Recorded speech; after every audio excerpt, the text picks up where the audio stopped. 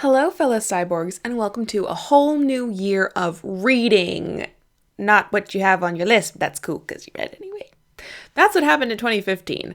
So in 2015, I had a very distinct list of book-olutions with numbers in genres, and it was all the effort to read what was already on my bookshelf, and I completely undermined that. So in 2016, I'm not going to have any set resolutions for reading. I'm not going to have any set resolutions interpersonally either. It's just going to be enjoy yourself, because most of the time I'm really stressed out, a little depressed, highly anxious, and I just need more calm and fun in my life. And that if that means no rules as far as reading, at least, then cool beans. That would be really good. So in 2016, I'm going to just read whatever I want. I want to, though, read quality over quantity. So hopefully I'll have less things from the library sneaking in and more things that I really want to get to, enough that I've already purchased it. So we'll cross our fingers and hope that it works. Sort of. So we'll see what happens. But I do have some piles of books right here that I'm going to show you as things that maybe I'll get to this year. That'd be kind of cool. And some of my reading intentions. So number one, I have 5 books that I definitely want to get to in 2016, and I will show them to you now. One of them is Moby Dick by Herman Melville. Because of Ron Litt's video on Moby Dick, because of Cynthia Dubois' video, Books That Made Me 2014, where she talks about Moby Dick being her soul book. And because it's Moby Dick, because nauticalness, because bromance, because I think I want to give this a try. So I also want to try out reading more classics this year, hopefully. I've got a couple other lined up. But I want to start with this because I think this is the most daunting for me, but I hope to be pleasantly surprised. So I definitely want to get to Moby Dick. I also definitely want to get to Cloud Atlas because I think David Mitchell sounds like an awesome dude. And I know Marlon Alina really wants to hear my thoughts on this because she tried to read it and had a hard time getting into it. So I plan on doing an entire review video for Cloud Atlas when I eventually read it, because I'm hoping that there will be a lot to talk about and a lot of smiling in that video. So I definitely want to get to Cloud Atlas as well. I also want to get to More Than This by Patrick Ness, because after the Divergent trilogy, there's kind of been a little bit of a bad taste in my mouth when it regards YA, because I really didn't enjoy that trilogy. I think Patrick Ness may be the solution for that. I'm currently reading The Rest of Us Just Live Here, and by the time this goes live, I'll probably have already finished it, so check my Goodreads account to see how I liked it. But so far, I'm super loving it. I think that Patrick Ness, I was going to call him Patrick Rothfuss, different dude. So I think Patrick Ness is really doing YA correctly in that he's being really attentive to what his characters are doing and what messages he's sending his readers. He's not pulling a Twilight where he's saying stalker, obsessive relationships are totally cool.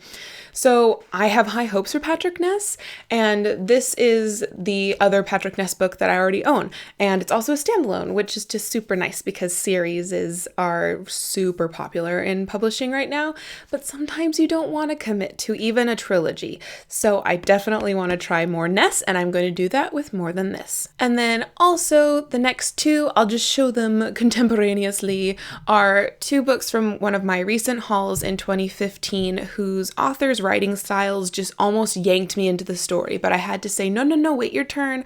I'm already reading 6 books right now, and they are Revolutionary Road by Richard Yates and The Trick Is to Keep Breathing by Janice Galloway. Golly jeez. So both of these are books that I read the first few pages of after I bought them and didn't want to put them down. So why wait? I want to get to these. So once I clear off that really intimidating pile of not finished books from before I went to Christmas vacation, these are probably going to be slipping right in the top there. Hopefully. That's the goal. That's my agenda. So apart from those, I want 2016 to also be the year of Amanda Get Over It book series end and it's okay, you can move on.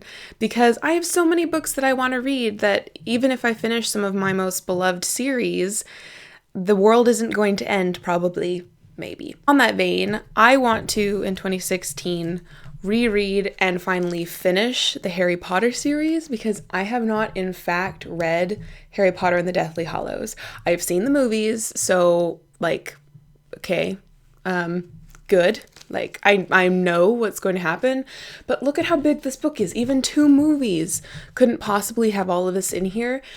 And I would just really like to be back at Hogwarts, back in the Harry Potter world, because it's a comfort. My mom read the first 4.5 books to my sister and I, so it's very much tied into my mama. And these are her copies, which I stole. But don't worry, I'm replacing them. I got her the illustrated Harry Potter and the Sorcerer's Stone for Christmas. So, you know, in 8 years, she'll have all of the books, or only in 6 more, actually. But anyway, God, this is so blathery. Rereading Harry Potter, finishing the series, and being okay with it. I also need to finish my beloved Skullduggery Pleasant series, Hero Books 8 and Books 9, and that's the end, and I'll have read everything. I crazily contemplated rereading all of them, or in my case, re-listening to the first 5 audiobooks and reading the rest. But then I was like, Amanda, no, don't be a dum-dum. Like, Wikipedia exists for a reason. You've already read them. You already enjoyed the first 7. So just read the synopses, the like detailed synopses. So that's what I'm going to do. And then I'm going to get to these 2 and probably cry, but hopefully be also really, really impressed and thankful to Derek Landy. So hopefully that'll happen in 2016. I'm already getting really sad just talking about it. It'll be fine. I also want to finish the Imperial Roch trilogy, which ends with Ancillary Mercy. I bought this the day that it came out in early October, and I still haven't gotten to it, which is pretty impressive because it's only been a couple months, unlike Harry Potter, right? Like Harry freaking Potter, but I don't want it to end either. This is my favorite sci-fi series, and this is the last one. So sad, but I don't want this to become another Harry Potter and the Deathly Hallows, because really, like, I can't enjoy it sitting on the shelf. And it's not like the first 2 books or the trilogy is going to suddenly go away when I finish reading it, right? It's still going to be there, and Anne Leckie's still going to be there, hopefully writing more awesome things. So I just need to get over it and enjoy these things that I really want to read and finish out these series. In December of 2015, I read A Room of One's Own by Virginia Woolf, and I was so impressed with Virginia Woolf, and I was just impressed with who she was as a human, as tragic as her life on Earth ended. And I right now am still reading the bind-up I have of A Room of One's Own and The Voyage Out, which is her first book, so I'm going to get to that first. But I showed zero self-restraint before I went home for Christmas, and I bought 4 more Virginia Woolfs. So let's go through these in order. I bought Orlando by Virginia Woolf, which is about reincarnation, gender stuff. Sounds awesome. I bought Mrs. Dalloway because how could I not buy Mrs. Dalloway? It's a classic, and if I read this, then maybe I can read The Hours because I watched the movie and it was super awesome. Maybe the book will be super awesome. I also bought To the Lighthouse because vacationing in Scotland, which I love Scotland, and it's about families and like life in a day, day in a life, I don't know, so sounds awesome. And then I also bought The Waves, which is supposed to be her most experimental, and it may make me nauseous. I've heard that like the meter of her sentences feel kind of like waves, and so you kind of get like seasick while you're reading it. So hopefully I get to at least 1 or 2 of these in 2016. That'd be super cool. It's also a bonus that they're so teeny tiny, because then hopefully that'll just be like a week's top of reading, and so hopefully we'll get on really well because I now have 5 of her books and I've read 1 essay. So as far as any channel changes that are happening in 2016, the only thing that's happening is that, well, I've decided that my upload day is Thursday nights. So every week, Thursday night PST, you will get a video uploaded from me. That's like a given. Then you guys already know that occasionally I'll do Pajama Sundays, which are more like vlog, chat over a cup of tea about whatever floats my fancy, and also books videos. So those are still a thing that can be happening. But I've decided that Poetry Tuesdays need to happen. So anytime I have a video to upload that's about poetry at all, it's going to go up on a Tuesday, or probably a Monday night because I can't I can't wait. One of the things that I'm thinking of doing for Poetry Tuesday, besides telling you like where to start with poetry, my favorite books of poetry, poetry book reviews, poetry readings, whatever, is reading my own stuff. I'm kind of embarrassed, but I don't know. So this is a collection of some of my angsty goth poetry that happened when I was probably, when was this? Oh, so it was when I was like 15. So I've got this entire book full of fountain pen printed, transcribed poems for you. So if you guys are at all interested, you think you'd get a kick out of that, then perhaps I will share a couple gothy poetries. Do you like how there was like the redemptive daisy sticker? Oh, Amanda. Oh, Amanda from the past. Okay. So that might be happening on Tuesdays. Let me know if you're interested, because if you're completely not, then I won't embarrass myself on the internet. I also want to read more nonfiction in 2016, just as a rule, because nonfiction's awesome. Nonfiction is learning and discovering new things and kind of being grounded in the real world. And for me, that's a good thing that I kind of need to work on. So some of the nonfiction that I already have to peruse from my shelves include Adulting, How to Become a Grown-Up in 468 Easy-ish Steps by Kelly Williams Brown. I think I got this for Christmas last year from my best friend. Still haven't read it because I'm a jerk face, but I'm getting to it. It starts out with explaining that you are not a special snowflake, that you're a special snowflake to your family, but not to the rest of the world, and just kind of like growing up in essence. I also have Hustlers, Harlots, and Heroes, a Regency and Steampunk Field Guide by Krista D. Ball. I watched a talk of Krista D. Ball's, or I attended it at Calgary Expo 2015 back in April, and she was awesome, and I bought 2 of her books, and this is all about like what life actually was like back in the Victorian era, how steampunky things would work, so that if you are writing steampunk stuff or you're really interested in steampunk, you read it, or not just steampunk, but Regency, Victorian stuff, you kind of know if authors are getting it right. So I definitely want to read this at some point. On a similar vein, I have also the Steampunk Bible, which is written by Jeff Vandermeer with S.J. Chambers, and I got this for I think my 25th birthday from my sister, and it is just like, it's a steampunk Bible. It's just full of steampunky things and just like all sorts about the culture, where it started, where it's going, literature, history, machines, everything. And I haven't looked at it because I'm a jackass. Oh, said a bad word. So hopefully I'll get to that in 2016. That'd be kind of nice. As I mentioned in one of my videos, I have a bunch of the pop culture and philosophy books. I think I have like 4 now. One of which is Harry Potter and philosophy, and I'm hoping that once I reread the Harry Potter series, that I will get to this and finally read it with everything fresh in my mind, and then my mind will be blown by all of the "what, I didn't pick up on that because I'm so thick" stuff.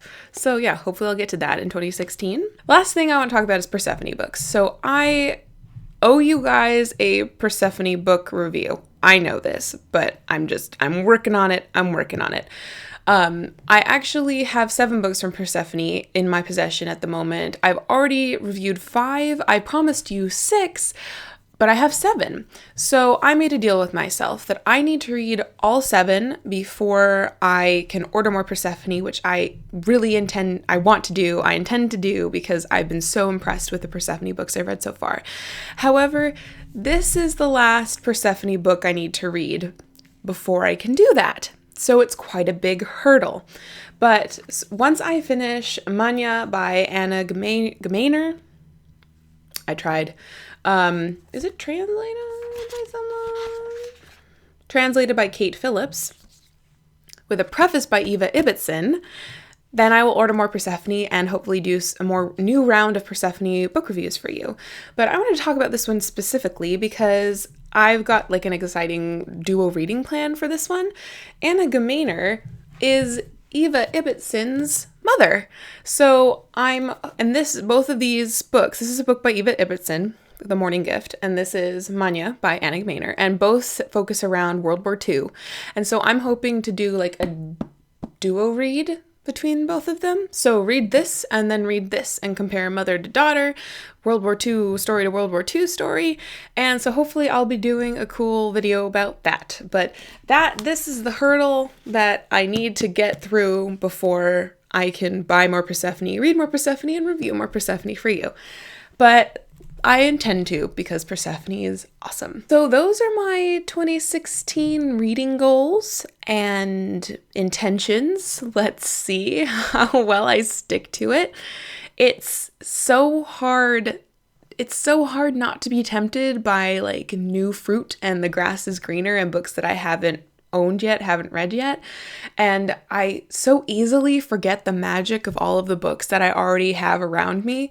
Literally, they're everywhere now because I'm running out of shelf space. But they deserve to be read. And I genuinely still want to read them, but it's so easy to be distracted on BookTube by all the new pretty shiny things and the interesting, intriguing, mysterious things and the horrific, creepy, and gruesome things and just all the things. So I'm hoping to stay more focused in with my books. Who else has this goal for 2016? Am I right? I think I am. Thank you for watching. Please leave me in the comments down below some of your 2016 reading or life goals. I would love to get a sneak peek into your life a little bit, and then we can chat in the comments, which is always fun. I hope that you have had a glorious start to 2016 and that it continues to be the best year of your life yet, because wouldn't it be awesome if every single year was an improvement on the last? I think that's all I could ask for, really, out of life. So let's see if it goes that way. And until next time, continue to be lovely.